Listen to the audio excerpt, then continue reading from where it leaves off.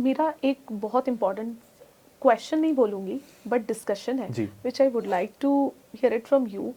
What is there any legal policy about employee bond? Interesting है, ये तो बहुत ही इंटरेस्टिंग टॉपिक है. सो द मोमेंट आप बॉन्ड को हटा देते हैं ना, एंड आप एक contract between a employ and employer लाते हैं, it is absolutely doable Okay. from a perspective that, so one, an individual is, I mean broadly by constitution you cannot put across a bond. You आप one way contract नहीं डाल सकते, आपको two way contract डालना रहता है. Oh, nice. Right, two-way contract is I can choose to terminate this contract in lieu of paying or giving something.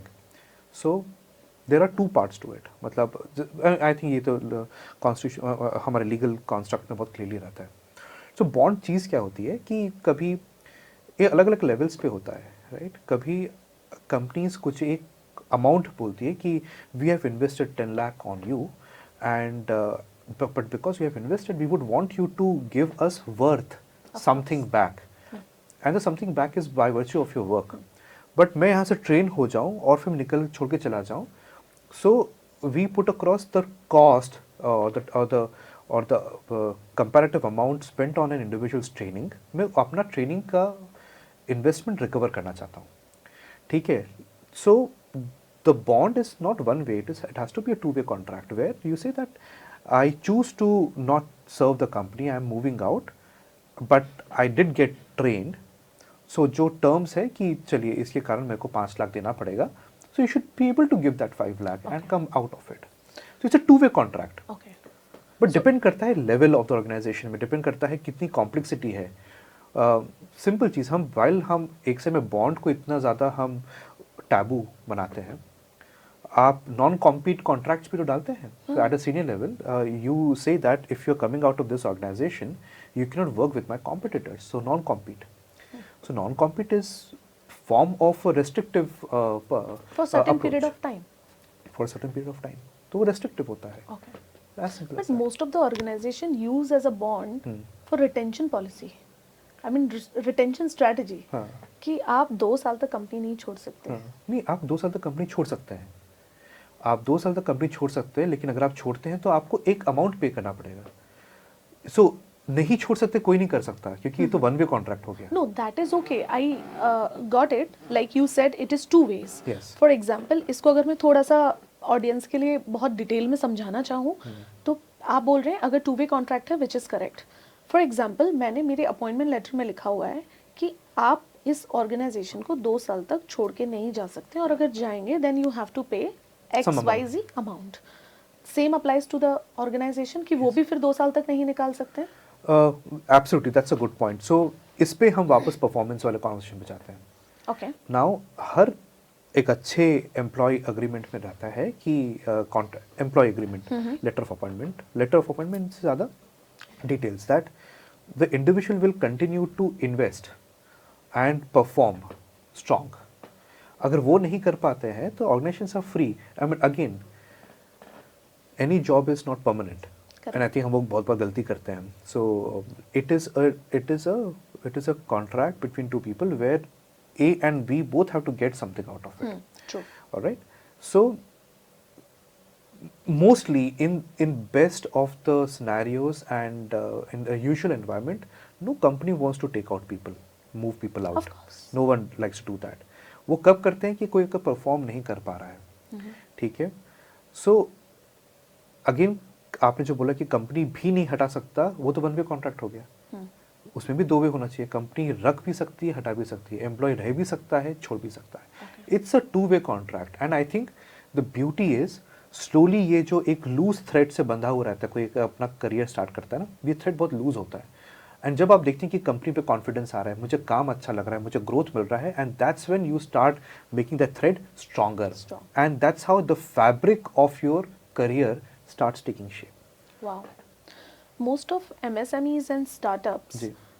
उनका हमेशा जब मेरा डिस्कशन होता है देर ऑलवेज लाइक लोग टिकते नहीं हैं, रुकते नहीं हैं, तो उनके एम्प्लॉय कॉन्ट्रैक्ट में ना एक लाइन डाल दो आप. सो मुझे ऐसा लगता है कि ये गलत होता है. उन बच्चों के साथ स्पेशली, और बहुत सारे बच्चे डर भी जाते हैं और उनको लगता है कि उन्होंने ब्लैंक चेक दे दिया या अपने डॉक्यूमेंट्स दे दिए, उस कंडीशन में मैं क्या करूं, और इसके अराउंड अवेयरनेस भी नहीं है. I have not seen much videos on employ contract, कैसा होना चाहिए, क्या नहीं होना चाहिए. तो मुझे लगता है बॉन्ड कोई भी हो, फॉर एग्जाम्पल एम्प्लॉयर के लिए इट इज 3 months, 6 months, 9 और a year, you know, notice can be there. But bond, I personally do not recommend for organizations. Other companies, like when spending on a training side, it's okay. It should be there. But companies like MSMEs and hiring for a fresher or a student, उनको bond क्यों sign करवाना है? So इधर ही हो गई वो बात कि prudent and non-prudent usage of policies and the organizational muscle. अभी because मैं कर सकता हूँ तो मैं कर दूंगा is not the approach. It should be avoided. Right. आप genuinely invest करिए इंडिविजुअल पे, उसके अगेंस्ट आप रिटर्न्स लीजिए ना, उसको कोई मना नहीं करता. अगर मैं आपसे समझना चाहूँ कि लीगल कि मैंने देखा है कई बार बच्चे बहुत डर जाते हैं, यू नो, कंपनी की साइड से उन्होंने एक बार बॉन्ड साइन कर दिया बिकॉज उस टाइम पे उनको जॉब की ज़रूरत थी, लेकिन वाइल स्विचिंग द जॉब और for maybe any reason they don't want to continue, तो उसमें क्या ध्यान रखना चाहिए और कैसे जॉब छोड़ने का सही तरीका होना चाहिए? मैं पहली चीज़ प्रमोट नहीं कर रही हूँ इस चीज़ को कि जॉब छोड़ना और बॉन्ड को तोड़ना, बट डरना नहीं है. आई मीन ऑडियंस उसको कैसे फेस करे. यस, एंड आई थिंक आपने मेरा ऑलरेडी शायद चेहरे पे मेरा ऑलरेडी रिस्पॉन्स भी पढ़ लिया था. फोकस हैज़ टू बी कि मैं इसमें कैसे कर सकूं. किसी भी चीज़ में हम कमिट करते हैं ना, तो वो इम्पोर्टेंट होता है कि हम उसे होल हार्टेडली कमिट करें. So before leaving it's important that you think about how do you make most of it. कोई भी कॉन्ट्रैक्ट 2 वे होना चाहिए, पहला. दूसरा, आप किसी भी चीज़ के डॉक्यूमेंट पे ना ऐसे ब्लाइंडली साइन मत करिए, आप पढ़िए contracts. And again I am saying this usually for organisations which are yet to get matured, which are starting up new और which have practices which can be questionable. But for a large organization, they always follow a large में भी ना ऐसे prudent practices follow करने वाले organizations बहुत हैं India में, ठीक है, where they clearly explain and you should also ask that. And हमारा कैसा रहता है कि कॉन्ट्रैक्ट रहता है मल्टीपल पेजेस का, हम कहाँ कहाँ साइन करना है कर दो, राइट. बट हम कितने बार उसको पढ़ते हैं, एंड पढ़ने में कोई अगर लाइन पे डाउट आता है तो हम कितनी बार जाके पूछते हैं कि इसका मतलब क्या है, मुझे समझाइए. Correct. No one stops us, okay, and we should do that. तो आप बेटर इन्फॉर्म्ड है कि आप क्या कर रहे हैं, और किसी भी चीज़ में किसी को भी कोई ऐसा डाउट नहीं रखना चाहिए कि मैं कुछ गलत कर रहा हूँ. Okay, the legal framework is very robust but takes time. Now saying so, आप जिस भी कॉन्ट्रैक्ट में जा रहे हैं, first the contract has to be 2 way open, and second, if you think that you are convinced about it, you should go ahead with that, but not decided later on, oh मैंने ये किया लेकिन मुझे ये करना नहीं है. While on one side organizations use an iron fist approach on employees भी कुछ कम नहीं होते कभी कभी. वो लोग भी बोलते कि मैं सोशल मीडिया में जाके बोल दूंगा, ठीक है, मैं उधर बोल दूंगा, मैं इधर बोल दूंगा, and that's fine. People are choosing to use their non prudent approach. ये तो एक मैच्योर कॉन्वर्सेशन का साइन ही नहीं रहा, ठीक है. एंड यूजुअली जैसा मैंने देखा है ना, एक लीगल कॉन्ट्रैक्ट जो एम्प्लॉय कॉन्ट्रैक्ट आता है ना, वो 95% ऑफ द एम्प्लॉयज़ के लिए ना इरेलेवेंट होता है. It is only to protect the interest of the organization and for the employees, for those 5% or 3% or even lesser, which can tomorrow come up as a concern. Okay. Otherwise, people are all, no one wants to have any noise. They would like to invest. मैं आऊँ, अच्छा काम करूँ, अच्छा कुछ सीखूँ, grow करूँ, उनका focus उस side पे रहता है. So I think that's how people should be looking at it. Right. So legal aspects बहुत क्लियरली डिफाइन होने चाहिए दोनों पार्टीज़ के लिए, अगर इसको हम समराइज करते हैं. एंड दोनों को कॉन्ट्रैक्ट प्रॉपर्ली, ऑर्गेनाइजेशन को employ friendly and employer friendly contract बनाने चाहिए, एंड एम्प्लॉयज़ को पूरा थॉरोली उसको रीड करके देन दे शुड साइन. कोई तो फोर्स नहीं कर रहा कॉन्ट्रैक्ट साइन करने, it's a choice, and this is people have multiple choice of jobs what they can. And फिर इंडिया में हर कॉन्ट्रैक्ट ब्रेक करने का रूल तो है ही. वो गलत है, वो गलत है. आई मीन अभी इसमें I am very strongly follow the law to the and.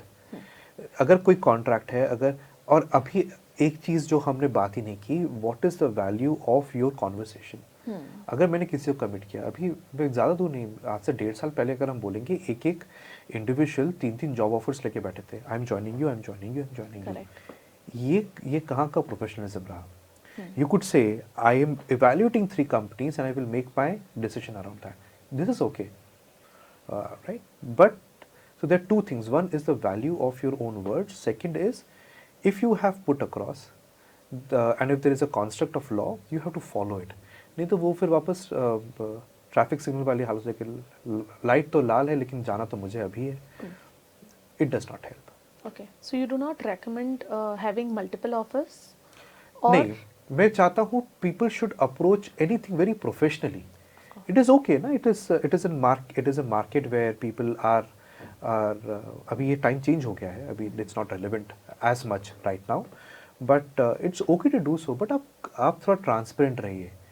Let's imagine आज ये जो फ्रेशर्स हैं, आज से 20 डिपेंड करता है 15 साल 20 साल 25 साल के बाद, they are all going to be at the leadership, they are going to be the CXOs of the organization. क्या आज आप वो सब कर रहे हो जो आपको आज से 15 साल के बाद डिफाइन करेगा? इतना कौन सोचता है, लेकिन इतना सोचना चाहिए आज. Wow. So I think that's where I would like to take it across. But again अगर मैं इसको ब्रॉडली समराइज करने की कोशिश करूँ, you know, I agreed, but अगर हम MNC और लार्जर ऑर्गेनाइजेशन को देखते हैं, जी. It's hardly 10% in Of? India. हाँ, those kind of setups, Right. okay. Yeah. The process-oriented companies, but the 90% companies are like, उनको day to day struggle ही खत्म नहीं होता है.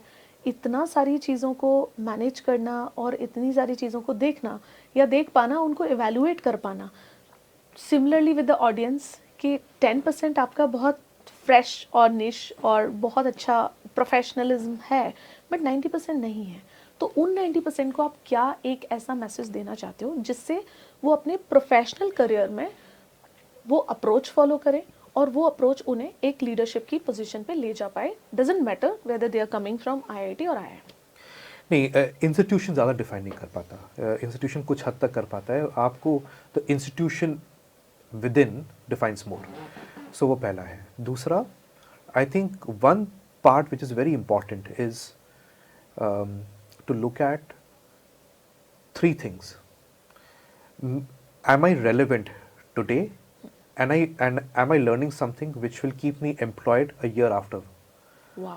So मैं लंबा नहीं बोलूँगा क्योंकि अभी चीज़ें इतनी फास्ट मूव हो रही हैं. हाँ, आपको हर दिन, कुछ दिन नहीं बोलूँगा मैं, आपको हर टाइम पे कुछ इन्वेस्ट करना पड़ेगा खुद के लिए कि आप नेक्स्ट ईयर एम्प्लॉयबल रह सकें. So that's a constant learning mindset which has to be there. वो पहला है. And learning comes also by unlearning, कि मैं पहले तो ऐसा करता था, मैं तो ऐसे ही करूँगा. नहीं, आपको तोड़ना पड़ेगा, छोड़ना पड़ेगा, आपको आपके हैबिट्स छोड़नी पड़ेगी, आपको डिसिप्लिन कुछ वे में होना पड़ेगा. That's the first part of it. The second part is on आपके professional and personal value systems कैसे हैं, आपके एथिक्स कैसे हैं. वो बहुत इंपॉर्टेंट पार्ट प्ले करता है, because through out in your career you will be offered, चाहे या ना चाहे, ऐसे आते हैं मोमेंट्स जहाँ पर आपको 2 पाथ में से एक पाथ चूज करना रहता है. Make a wise decision at that point of time and let your morals be the guiding light for that. That's number 2. The number 3rd part is have a network of people which constantly pushes you and which constantly keeps you you learn something out of them. So आपका network वैसा होना चाहिए जिससे आप gain कर पाए, and आप उस नेटवर्क में तभी हो सकते हैं जब आप उनको कुछ ऑफर कर पा रहे हैं. और आप अगर आपको पानी ऊपर बहाना है तो आपको नीचे से पंप लगा के फेंकना पड़ेगा पानी. सो आपको तैयार होके जाना पड़ेगा. अगर आप तैयार होके जाएंगे तो वापस पहला पॉइंट पे आ गया, learn continuously. So I think ये सारी चीज़ें ब्रॉडली इसको करेंगे तो काइंड ऑफ कोर्स.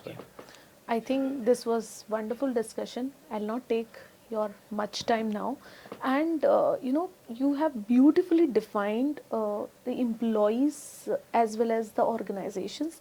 और मुझे लगता है इन दोनों का अगर आपके ये पॉडकास्ट सुनने के बाद जो ऑडियंस और एम्प्लॉयर अगर सिंक करते हैं तो मुझे नहीं लगता फिर किसी भी तरीके के चैलेंजेस आने चाहिए in terms of employ bond and employer bond, of course, क्योंकि बहुत सारे एम्प्लॉयर्स के भी ये डाउट्स रहते हैं as in startup I'm starting my own company and they have multiple question in their ji, mind and ji.